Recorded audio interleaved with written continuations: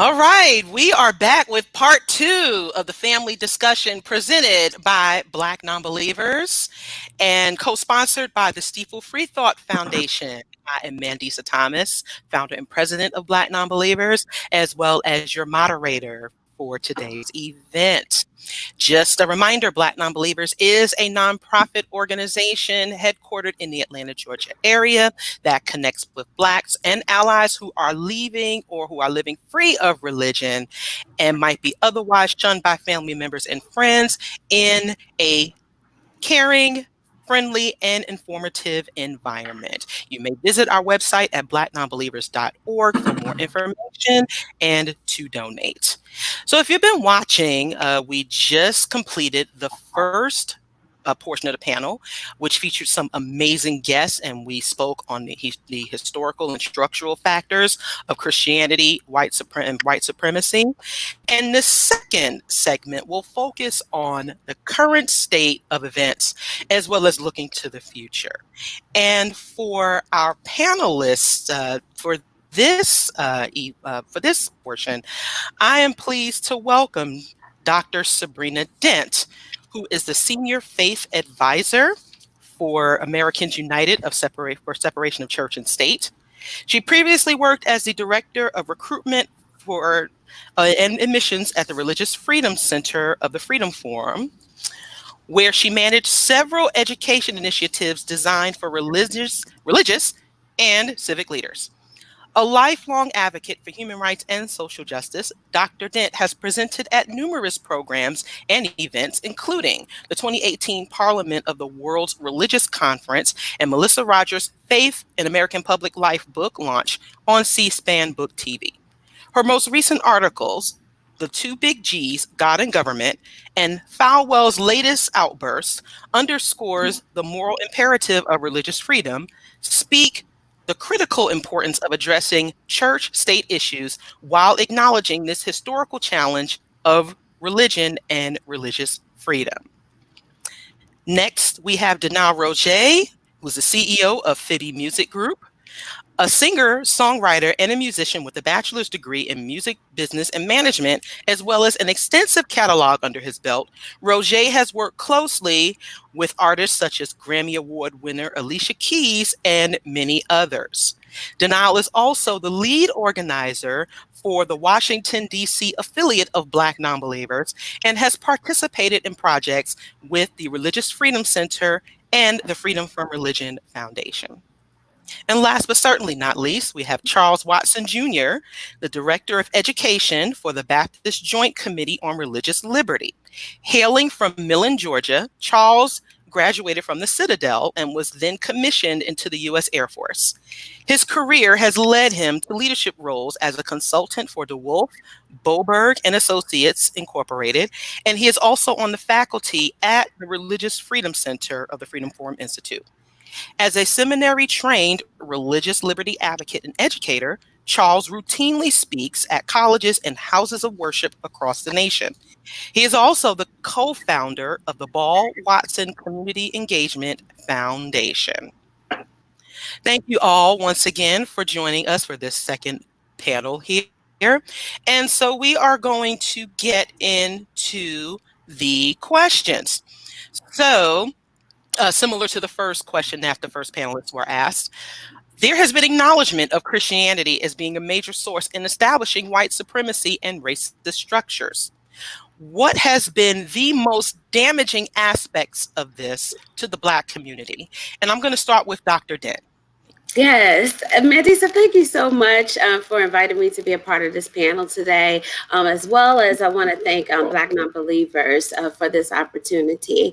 One of the things that I would say is probably the most damaging aspect of this to the Black community. It starts with me reflecting on a quote by Angela Davis in her book when she wrote about freedom is a constant struggle. She talked about how racism is so deeply entrenched in the structures of society, and that it requires that we look beyond just individual acts of racism and we actually look at systems.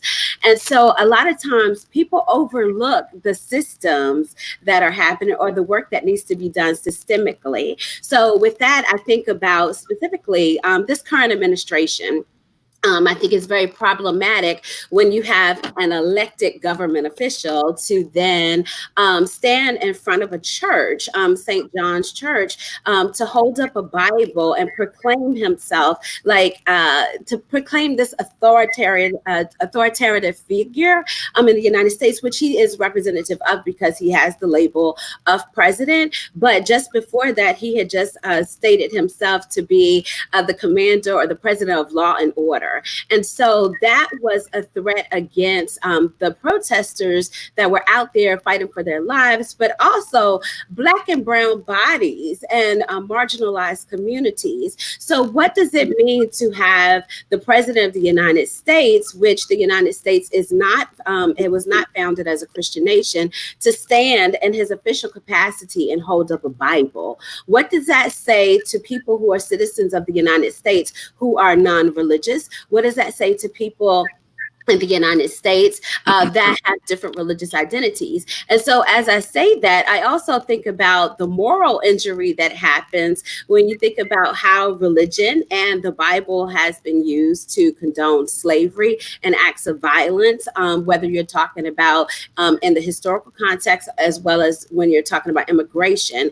And so, even to that note, I would say, even thinking about how Jeff Sessions used Romans 13 to really condone like the separation of children from their families at the borders. Now, how does this intersect with the Black community? A lot, because we have to recognize that Black people are non-religious as well as religious, that Black people come from many different places, and that people that were detained at the borders weren't just from Mexico, they were from many different countries.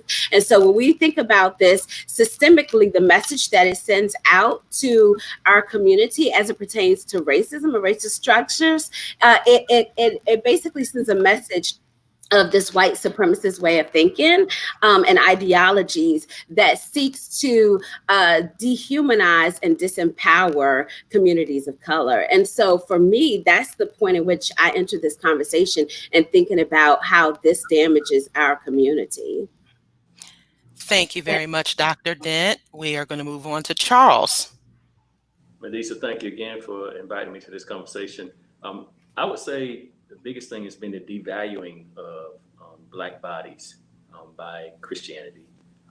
When you even think of Jesus being on the cross, when you think of people actually seeing a white Jesus, as was talked about in the previous panel, and their value system being attached to that.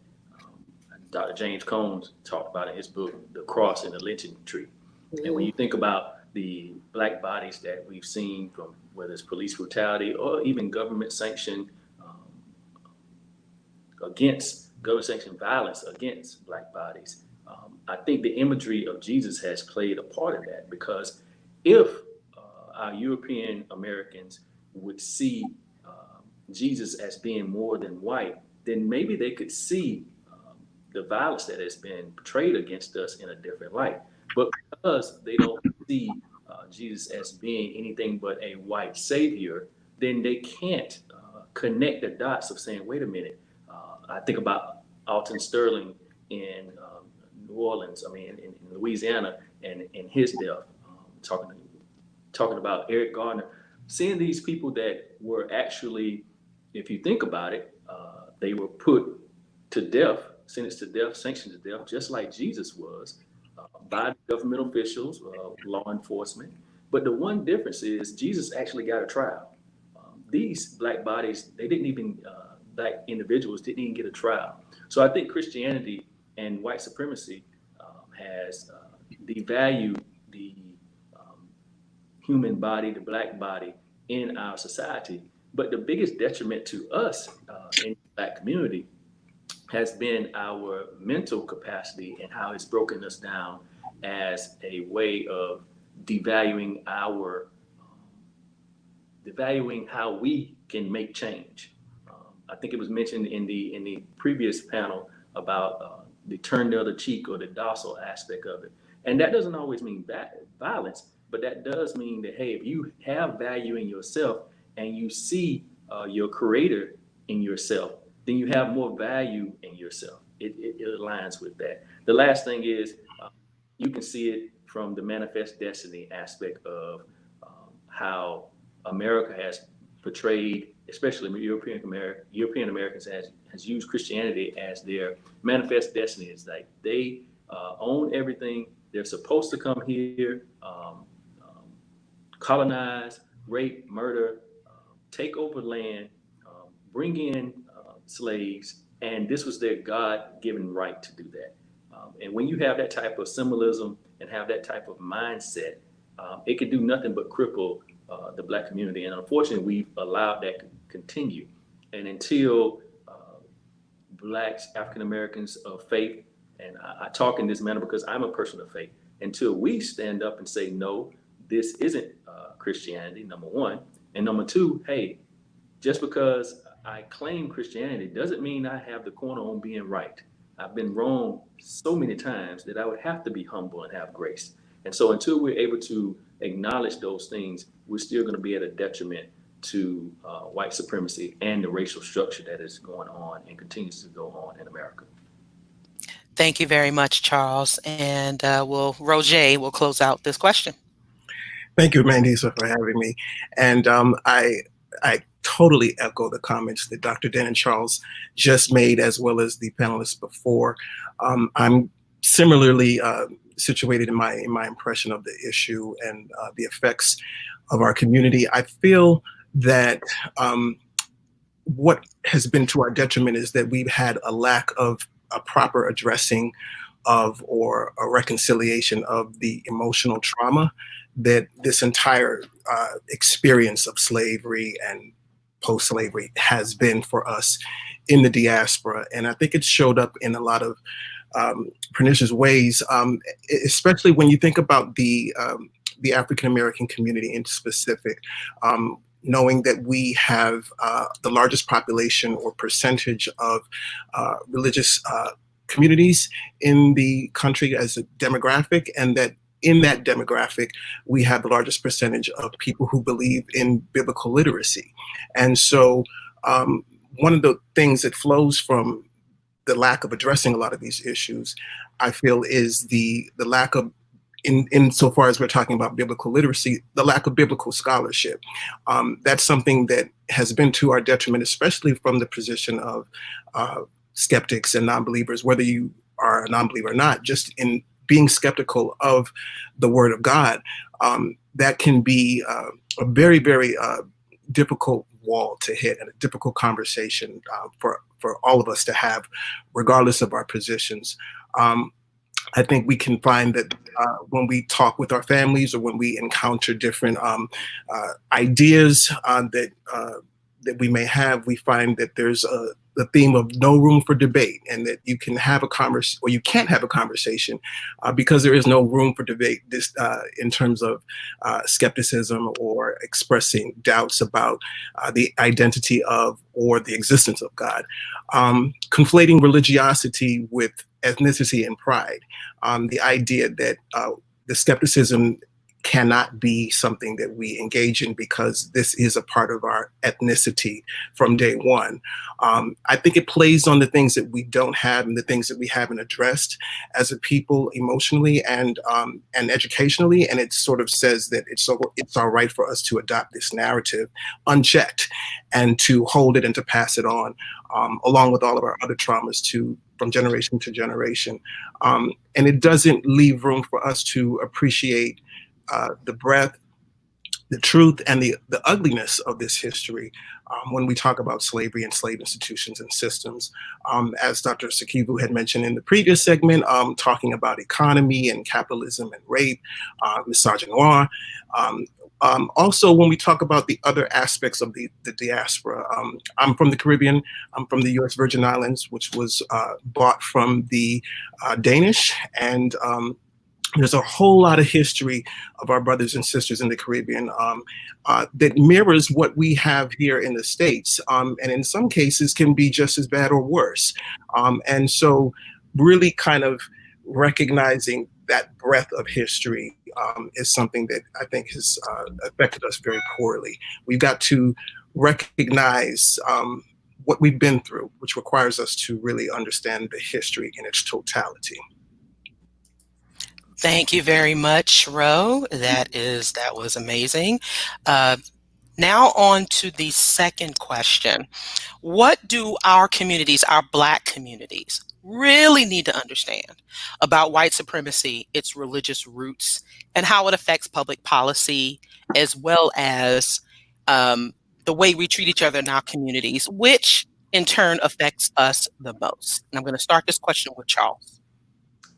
Thank you for that question, Lisa. I want to first say one more thing about that first question that we really need to drill home. All of us talked about a little bit of the trauma that has been associated with the white supremacy and Christianity, and how that affects us as African Americans, not being able to say we're going to go to get therapy, to go to get counseling, the stigma that comes behind that, because many of us were raised with the idea that Jesus is all you need. Um, we can't have that. We have to be open to other things being able to heal us besides a savior, and be open to the fact that there is life that is here that can be good, not just an afterlife motif that we have. So I wanted to make sure we said that because I'm a big believer in therapy and counseling, and this is a part of where it's a detriment to us as African American community. As far as this question, how public policies, to me, it goes back to still devaluing of the bodies. We still see it in our prison industrial systems.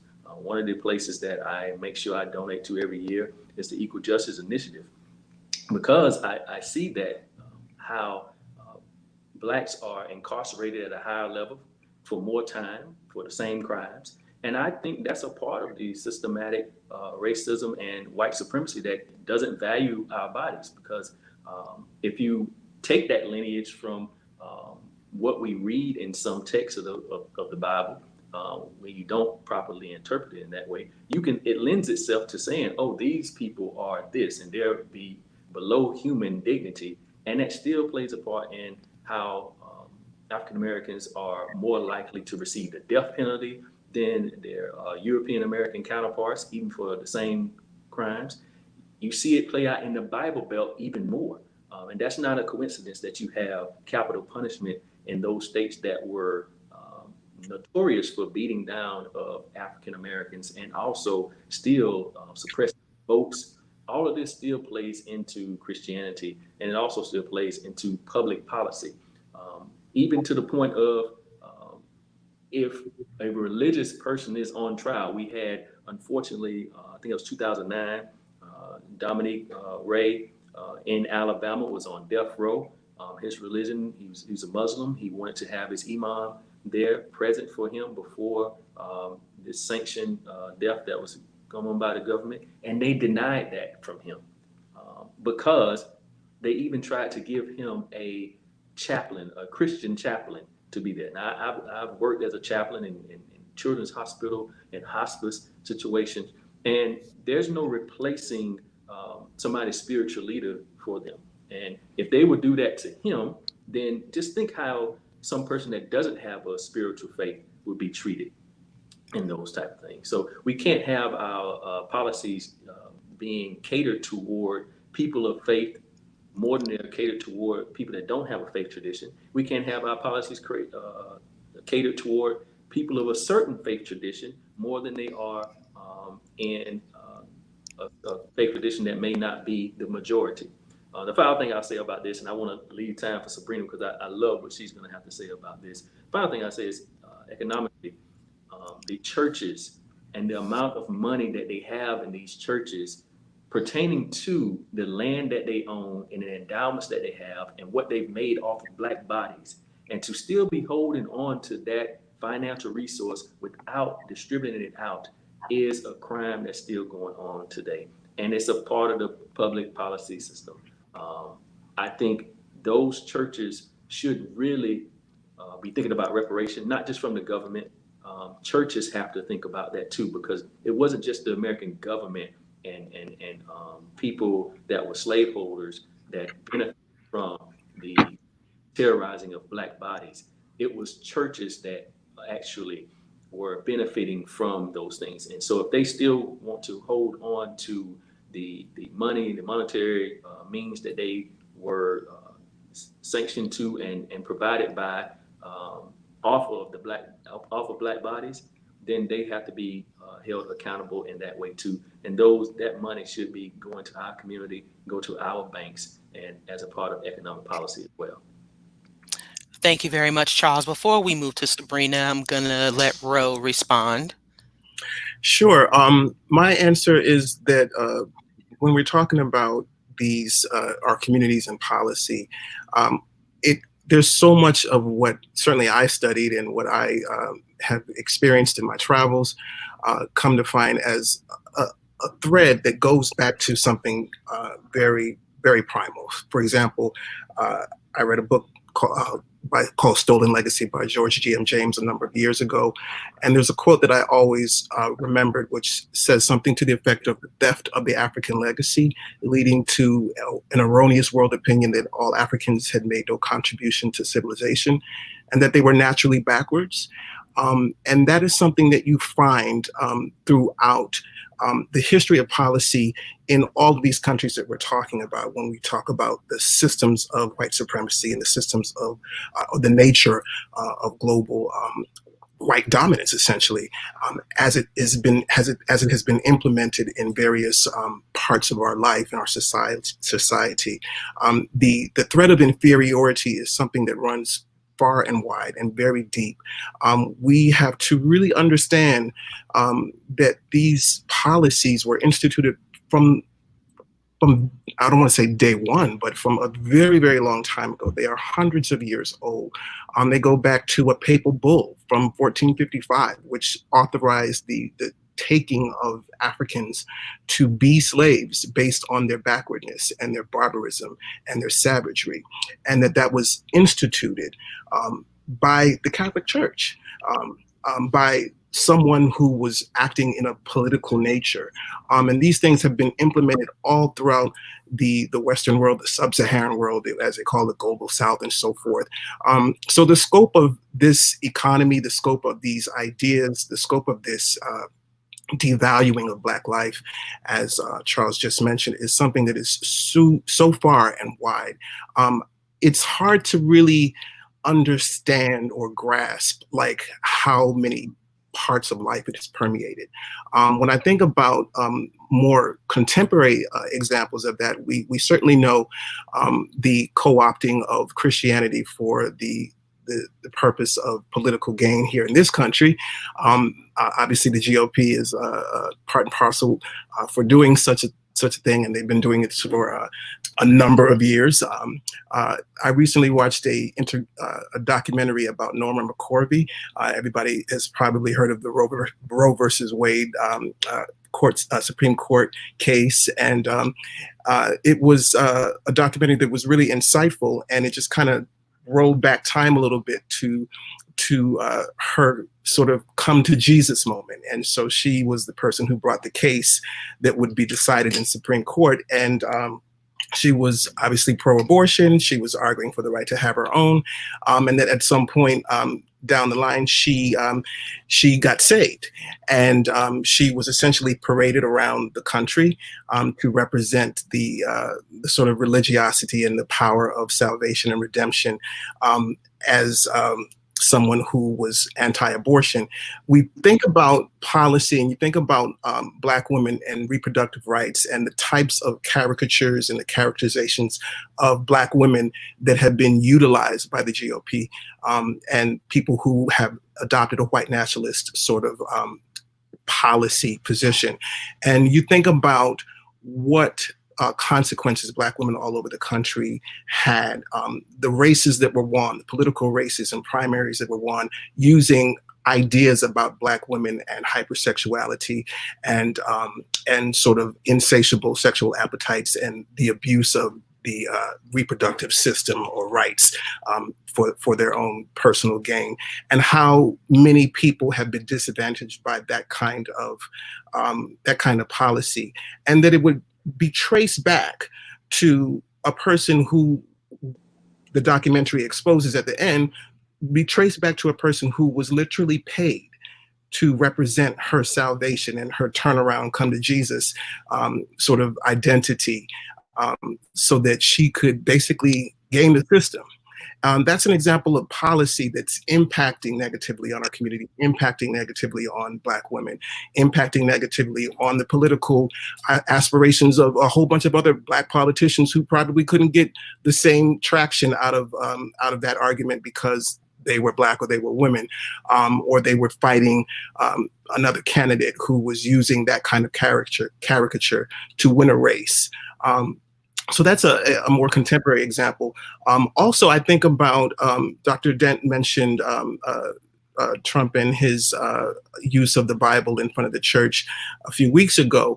Also utilized a few weeks ago was the 1807 Insurrection Act, which, if you study the Haitian Revolution, you find out that the Insurrection Act is a response to what happened in Haiti.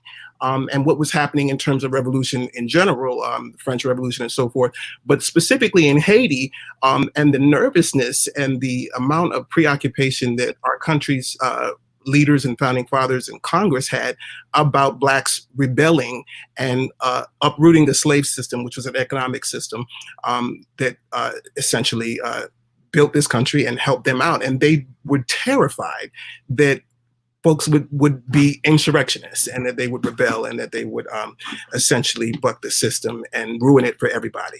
And so the Insurrection Act being invoked just a few weeks ago as a vestige of the Haitian Revolution is just like amazing. It's an amazing point of history that shows the way policy can be implemented and how its roots go back to inferiority and how economic gain of white people and white supremacy, and specifically utilizing religion. At the same time he was invoking the Insurrection Act, he was holding the Bible. So these things come together and they're hundreds and hundreds and hundreds of years old. I think that the last thing I'll say is that all of these things, I feel, skew our comprehension of the problems that we face when we don't recognize them, when we don't gird ourselves in the sort of roots and the history and the ideas behind these things. These ideas, like I said, going back to the Papal Bull of 1455, going back to Christopher Columbus, when he stepped off the boat and met the Arawaks and the Tainos in the Caribbean, he automatically size them up to be slaves and to be savages, and that they would be fit for redemption and Christendom. These are ideas that he literally brought with him on the boat. And when he got off, he wrote these things in his journals. These things were fully formed ideas hundreds of years ago. We cannot not appreciate the reality of how pervasive these things are to this day. Thank you for that, Ro. Dr. Dent will have the last word on this question. Yes. So what I would say to that is what I hear Ro and Charles raising is the question of, for me, whose religious freedom, whose human rights are we talking about? So Charles talked about incarcerated individuals and how Dominic Ray, was given it was basically told he would get a Christian imam for his last rites of passage. And so that is a violation of his religious freedom and his right to do so. And then Ro talked about reproductive justice. Like, I'm glad that Ro mentioned actually that documentary, because that leads to a point that I have, how the religious right and how evangelicals and the Republican Party have used people, have manipulated people to do certain things. So I specifically think about, and I apologize for the language because I don't have another word, but how Black Christian leaders are often used as pawns to send political messages out to their communities about certain issues. And so I think about how specifically with this particular administration, how there have been this convening of Black leaders, Black religious leaders. And keep in mind, the majority of the time is Christian leaders that they're reaching out to. But it happens at a cost to our community.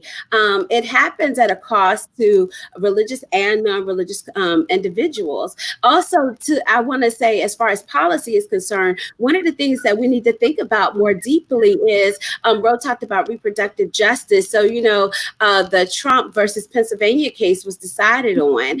And so with that particular case, a lot of people are like, hands off my birth control. And I'm like, yes, hands off your birth control but we actually have to center conversations about justice and use the language of reproductive justice in our arguments about religious freedom and what that looks like. So I immediately think about how, we talked about Black women, how from 1845 until 1849, James Marion Sims, who is known as the father of modern day gynecology, performed surgeries on 10 enslaved women without the use of anesthesia, right? And I also think about the fact that he performed 30 surgeries on one enslaved woman. And again, without anesthesia, with this notion that, Black people don't feel pain, or Black women, have this strong threshold for pain. And so when we think about this in terms of as it translates to these particular policies, we have to think about how this impacts communities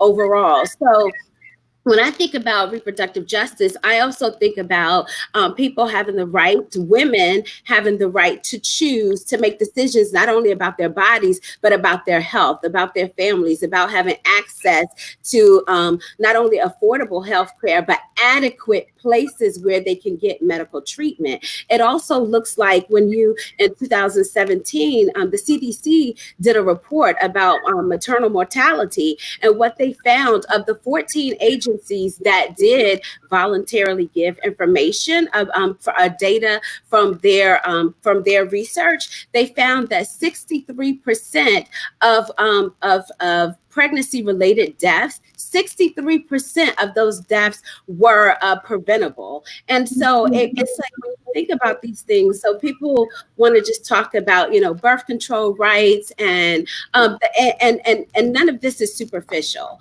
But I think that it's important for us to think about how, as Black women, a lot of times conversations about the issues that deeply impact us are often left off the table for the sake of respectability politics. And I wrote about this recently in a blog that I wrote, and I talked about the religious freedom dilemma and how politics are a threat to reproductive justice. So anytime someone can say, well, let's not talk about this issue because it might ruffle the feathers of one particular group, that they have to remember that disenfranchises another group if we don't discuss this. So I think we have to think about, when we're talking about policy, we have to think about how even religious freedom circles, how immigration circles, all these things impact us.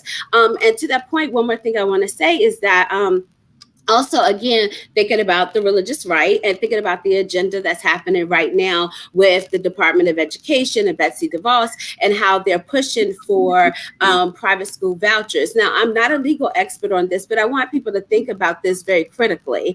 And again, how this impacts Black communities. I grew up in Petersburg, Virginia. Petersburg, Virginia is a predominantly African-American city. And I know that my city at times struggles in many ways, financially, as far as the politics that are happening as well. And so when people buy into the messaging that comes from the religious right about supporting religious education or using taxpayer money to fund that, I think about every dollar that does not go to Petersburg public schools. I think about every dollar that goes away from students with disabilities that may be in those communities as well. And so I think for me, people need to think more deeply about the impact and the messaging that goes out from a certain group. And also, who controls the narrative about religious freedom?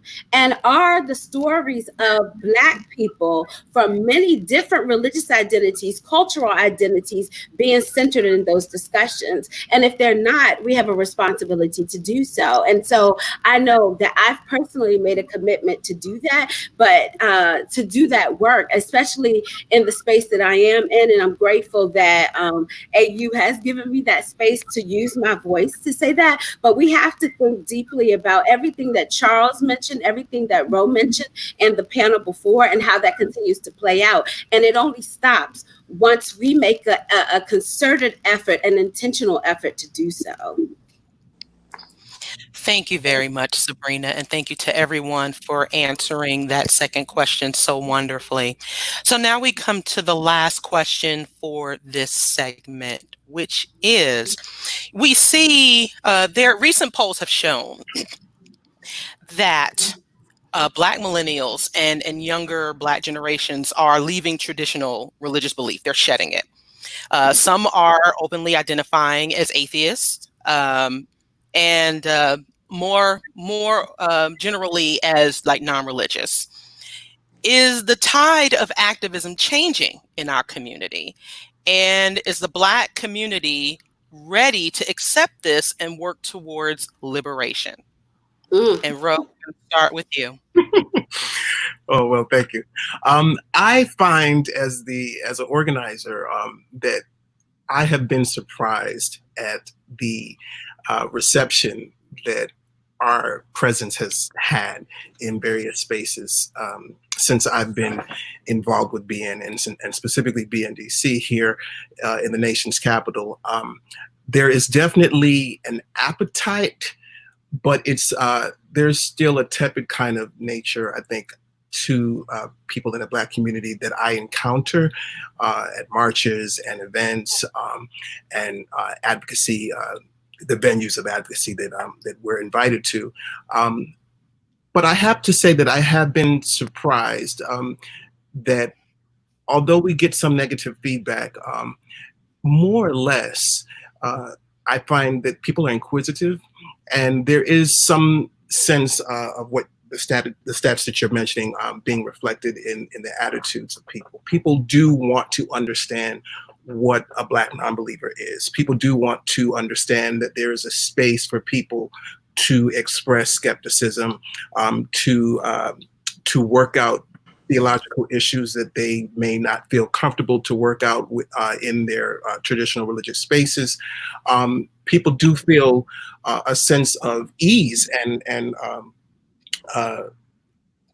being comforted by the notion that there's someone that they can talk to without judgment. And in my case, as a former minister of music and someone who's worked in ministry for somewhere around 20 years, I can specifically speak to a certain kind of religiosity that I know personally, and the language essentially that people use to discuss these issues. So I think that there is a turning of the tide, but I will temper that by talking about how tepid I think it still is. And so we have a lot of work to do because unfortunately, a lot of our religious institutions, and there are exceptions, but a lot of our religious institutions are not as invested in the scholarship and the education that we've been talking about around these global systems, the economic systems, the effects of all of the various attitudes of inferiority and implementations in policy. A lot of the religious institutions that we are in have a way of talking about that without talking about what's really, really sort of undergirding it all.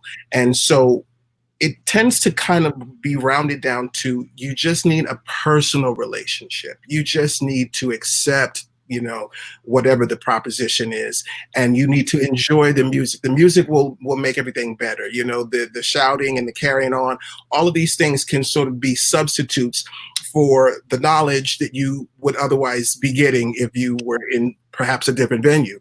And so I find myself feeling that when people encounter BN, when they encounter Black folks who are skeptic, who express openly skepticism of religion and who express a defiance about it, I find that they're kind of really hungry for that. They're really interested in those conversations because they don't have a place to discuss those things.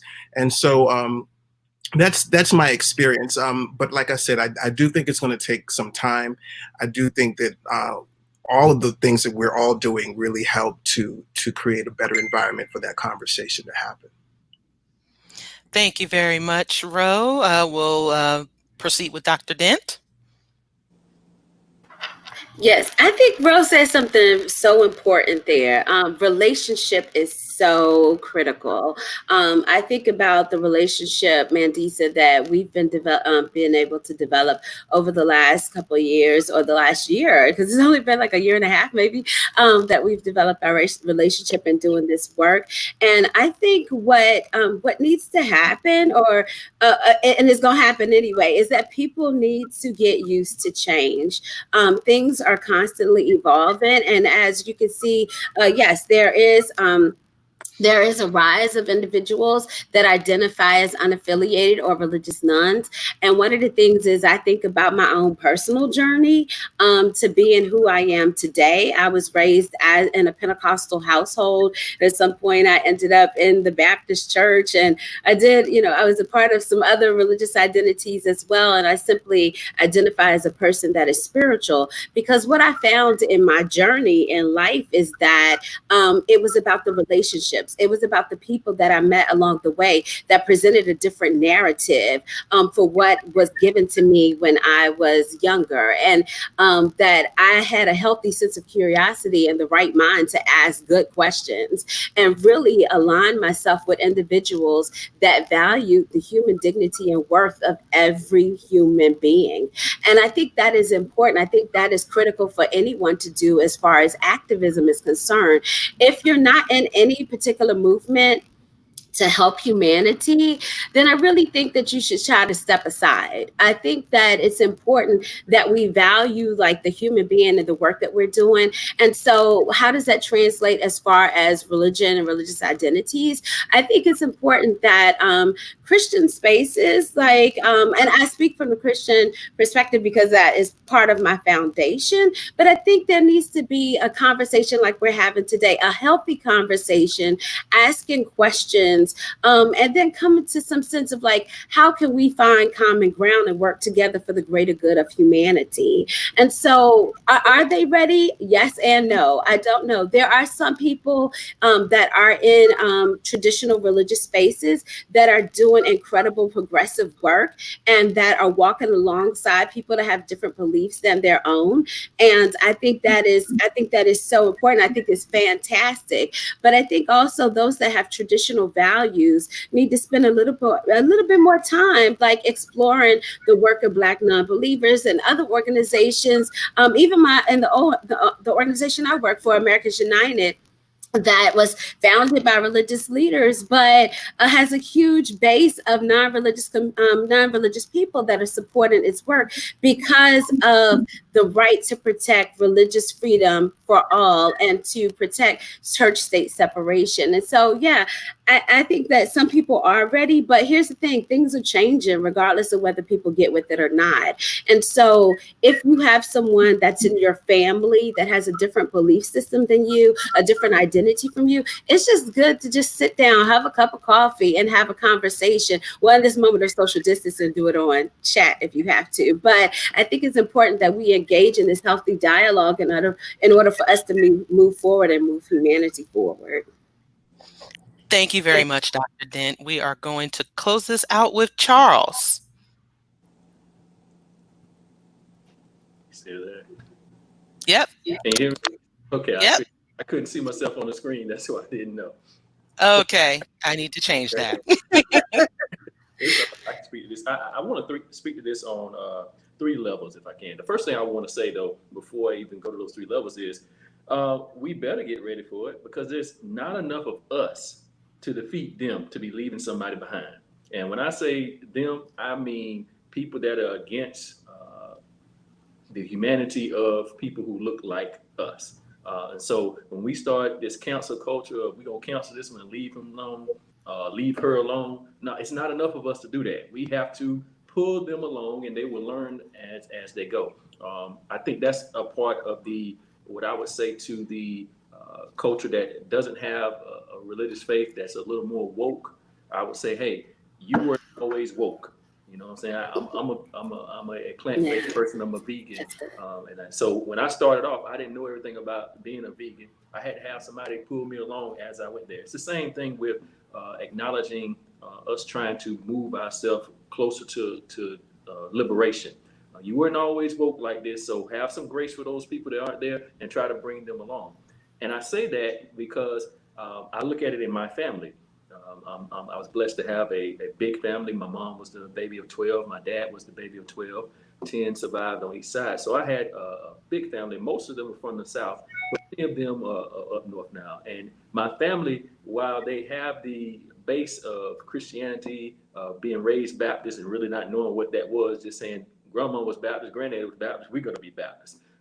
But we also have people in my family that don't have a faith tradition, and most of them are, my younger cousins, and I love how they are free thinkers in that way, but also have cousins that are in interracial marriages, which would help me go along with the liberation and understanding, I need to know about these things.